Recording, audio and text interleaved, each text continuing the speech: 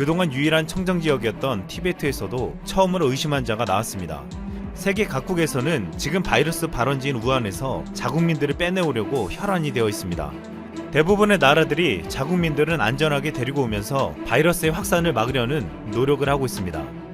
호주는 600여 명에 달하는 자국민들을 데리고 오면서 귀국 후 본토에서 1500km나 떨어진 크리스마스 섬에 2주간 격리할 예정입니다. 크리스마스 섬은 호주 정부가 동남아시아 보트피플 등 난민 희망자를 임시 수용하던 곳이었습니다. 미국은 지난 29일 우한에서 전 세기에 210명을 태워 미국 캘리포니아 LA에서 96km 떨어진 마치 공군기지로 갔습니다. 201명의 미국인들은 중국에서 2차례의 신종 코로나 바이러스 심사를 거쳤고 이곳에서 다시 검사한 후 2주 동안 격리될 예정입니다. 5번째 확진자가 발생한 프랑스도 우한에서 전 세계로 자국민을 데리고 와 파리의 한 시설에서 14일간 격리하겠다고 했습니다. 우리나라도 전 세계를 띄워 우한 교민들을 데리고 올 계획을 세웠습니다. 중앙사고수습본부는 중국 정부와 협의를 거쳐 30일부터 31일까지 300인승 전세기 4편을 우한 테너공항에 보내 우한 및 인근 후베이성 도시에 체류 중인 한국 교민들을 데려올 예정입니다. 우선 증상이 없는 사람들만 후송하여 경찰인재개발원과 국가공무원인재개발원 두 곳에 격리하기로 결정되었습니다. 증상이 없는 사람들이 14일간 이곳 임시생활시설에서 2주간 격리될 예정입니다. 그런데 지금 한국과 미국, 프랑스, 호주 등과 달리 전혀 다른 대처 방법에 논란이 되고 있는 나라가 있습니다. 바로 일본입니다. 일본은 한국과 미국과 달리 우한에서 온 자국민들을 격리시키지 않고 귀가시켰습니다. 29일 일본은 전세기를 통해 206명의 자국민들을 도쿄 하네다 공항으로 데리고 나왔습니다. 이 가운데 13명이 발열 기침 증상이 있었고 2명이 폐렴 진단을 받았습니다. 그런데 충격적인 것은 증상이 없는 이들을 자유롭게 귀가 조치를 취했다는 것입니다. 이미 코로나 바이러스는 2주간 잠복기가 있기 때문에 현재 증상이 없어도 언제든 나타날 수 있다고 알려져 있습니다. 그럼에도 일본은 유일하게 격리시키지 않고 이들을 집으로 돌려보냈습니다. 게다가 전세기로 데리고 온 이들 중에 검사를 거부하는 2명은 집으로 검역관을 보내 건강 상태를 체크하게 했습니다. 일본 정부는 친절하게 자택이 도쿄에서 멀거나 가족에게 옮길 우려가 있는 사람들만 도쿄 인근 지바현의 호텔에 머물게 하고 나머지는 자택에서 2주간 외출을 삼가하고 건강 상태에 주의하라는 요청을 했습니다. 일본 정부는 집으로 돌아가라고 했지만 오히려 귀국한 이들 상당수가 스스로 불안해서 정부가 마련한 호텔에 머무른 것을 선택했습니다. 그런데 결국 집으로 돌아간 7명에게서 발열 등 신종 코로나 증상이 나타나 다시 입원하는 사태가 벌어졌습니다. 일본의 이런 안일한 대처는 지금 전 세계를 놀라게 만들고 일본 내에서도 우리는 왜 한국이나 미국처럼 격리하지 않느냐며 비판받고 있습니다.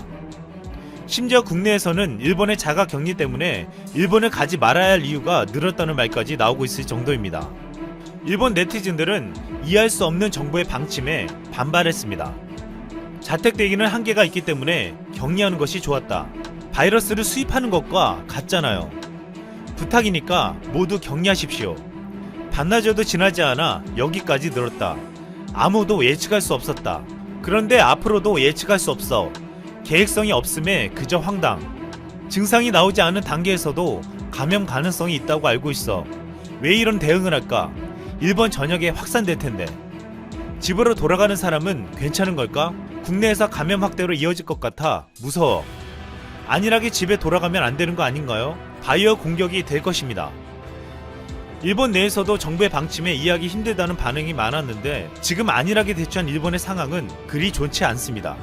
일본은 우한시에 머문 적이 없는 사람 대 사람 감염이 처음으로 나온 최초의 나라였습니다. 일본 내 최초 감염자는 우한에서 일본에 여행 온 중국 여행객을 태운 버스를 장시간 운전한 버스 운전기사였는데 29일 동승했던 안내원까지 감염된 것이 확인되었습니다. 일본 후생성은 이 버스 운전기사가 접촉한 이들이 가족과 여행객을 포함해 100명이 넘는 것으로 파악하고 있습니다. 이로 인해 30일까지 일본에서 코로나 바이러스에 감염된 사람은 총 8명이었습니다. 현재 전세기를 타고 와 폐렴 진단을 받은 2명까지 감염된 것으로 확인되면 10명으로 늘어납니다. 지금 일본의 이런 안일한 대처에 앞으로도 일본 전역에 확진자가 늘어날 가능성이 크다는 우려가 나오고 있습니다.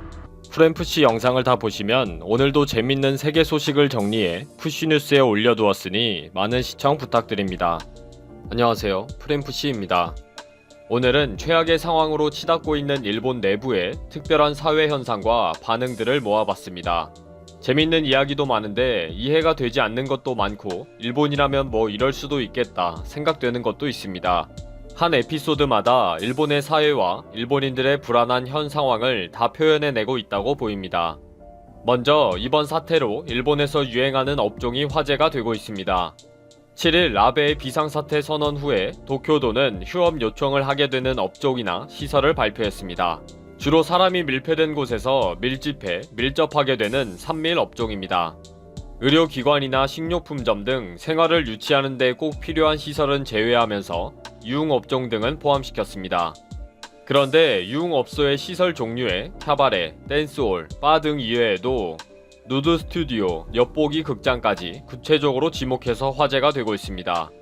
일본 네티즌들은 누드 스튜디오가 얼마나 많기에 리스트에 올라가느냐, 나는 뭐하는 곳인지 절대 모른다, 누가 아는 사람 있나?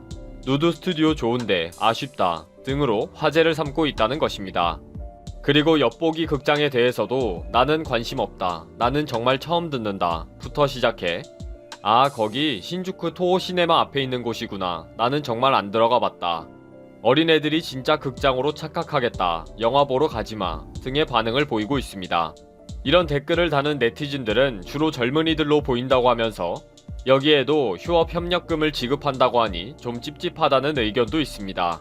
그리고 일본 자위대의 마스크가 화제가 되면서 안내 책자까지 발행했다고 합니다. 일본 국방부가 마스크를 잘 착용하고 보관하는 방법에 대해 39쪽의 PDF 문서를 만들었습니다. 내용은 마스크를 벗을 때 먼저 손을 소독하고 귀에 거는 부분이 마스크의 본체 부분에 닿지 않도록 분리해서 바닥에 내려놓는다는 것인데 특별한 내용은 없습니다. 그런데도 자위대의 마스크 사용 안내서가 주목을 받는 이유는 따로 있습니다. 집단적으로 최종 판정을 받아서 큰 문제가 되었던 보석 공주 크루즈선을 46일 동안 4,900명의 자위대원이 뒤지고 다니면서 후송하는 등의 역할을 했는데 단 한 명의 신규 최종 판정자가 발생하지 않았기 때문입니다. 어떻게 마스크를 쓰고 다니는지에 대한 궁금증이 이런 폭발적인 반응을 가지고 왔다는 거죠. 자위대도 일본 국민들의 폭발적인 문의에 대답하기 위해 PDF 문서를 만들어서 공개한 것입니다. 이 중에는 자택에서 소독약을 만드는 방법부터 사용한 장갑 벗는 법, 바닥 등을 청결 유지하는 청소법까지 사진까지 이용해 상세하게 설명하고 있습니다. 살기 위해 뭐라도 참고하려고 노력하는 일본 국민들의 불안한 현 심리 상황을 이해할 수가 있네요.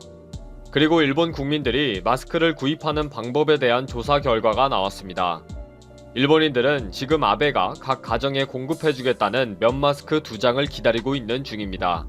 제작 및 배송 경비로 약 5천억 원을 들여서 대대적으로 지급하겠다고 했었죠. 이 사실로 아베와 일본은 전 세계적인 조롱거리가 되었고 일본 국민들도 지금 장난치냐 라고 하며 재미있는 만화도 올리기도 했습니다. 그래서 일본인들이 개별적으로 마스크를 구입해서 착용하는데 리서치 회사에서 어떻게 구입했는지를 물어봤다고 합니다. 응답자의 70%가 가게를 지나다 보니 판매 중이더라, 다행스럽게 구입했다, 때마침 마스크가 들어왔더라, 나는 타이밍이 좋았다 라고 대답했다고 합니다. 뭐 재수가 없으면 못 산다는 거죠. 아베가 우편으로 배송해주는 면 마스크 2장을 기다리지 않고 부지런히 개별적으로 판매 점포를 찾아 나서는 일본 국민들의 모습이 보입니다. 정말 시스템이라고는 찾아볼 수가 없네요. 그리고 일본 이바라키현에 있는 파친코 가게가 문전성시 영업 중이라고 하네요. 아베가 비상사태를 선언하면서 7개 현과 1개 도를 지정했습니다. 지정된 현은 도쿄도와 마찬가지로 자치단체장이 휴업 권장 업종을 발표하고 특별 조치를 취합니다. 그런데 도쿄와 치바, 요코하마 등에서 가까운 곳에 있는 이바라키현은 포함이 되지 않으면서 파친코를 꼭 해야 하는 사람들이 몰려오고 있다고 합니다. 15일 오전에만 해도 개점 전인데도 30여 명이 줄을 서서 기다리고 있었다고 하고 주차장에는 도쿄도의 차량 번호판을 가진 외지인들의 차량으로 가득 차 있다는 거죠. 도쿄에서 온 차량이 몰리면서 지역 주민들의 불안은 커져가는데 행정부서와 파친코 가게 점주는 휴업 요청이 내려진 것이 아니다, 정상적인 영업을 하고 있다 라면서 내버려두고 있습니다. 점원들은 비상사태 선언 이후 차츰 외지인들의 방문이 늘어나고 있어서 매출이 증가하고 있다, 너무 바쁘다 라고 했습니다. 이 와중에 파친코를 안 하면 몸살이 나는 사람도 많고 그렇게 내다 버릴 돈과 시간도 많다는 것이 놀랍네요. 마지막으로 최악의 상황에 처해 있는 일본에 새로운 사기 범죄가 날로 증가하고 있다네요. 보이스피싱도 사회 흐름에 따라 마스크를 판매하는 곳을 봤다. 아버지, 빨리 돈 보내주세요. 등으로 발전하기도 합니다. 그런데 뭐 이런저런 앞뒤 설명도 없이 일본의 각 가정에 마스크가 포장이 되어서 배달이 된다고 하네요.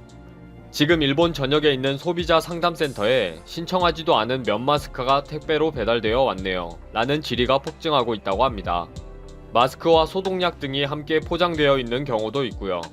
이토 아키코 소비자청 장관은 정부가 배포하는 면 마스크는 공지글과 함께 투명한 봉투로 배송이 되고 배송료 및 물품비도 필요 없다 라고 하면서 신청하지 않은 상품이 배달이 되면 절대로 사용하지 말고 물품비를 지불하거나 연락처로 연락하지 말아라. 그리고 14일 동안 사업자에게서 연락이 없으면 폐기 처분해도 된다 라고 당부했습니다. 참 어렵네요. 마스크도 구입할 수 없고 배달된 마스크는 사기 범죄이니 14일간 쳐다만 보다가 폐기하라니. 최근 일본에서 벌어지고 있는 이런 이슈와 기사를 보면 일본이라는 나라와 일본 국민들의 후진성이 눈에 보이는 것 같습니다. 앞으로 다가오는 최악의 상황은 어떻게 해결할까요? 갈수록 태산일 텐데.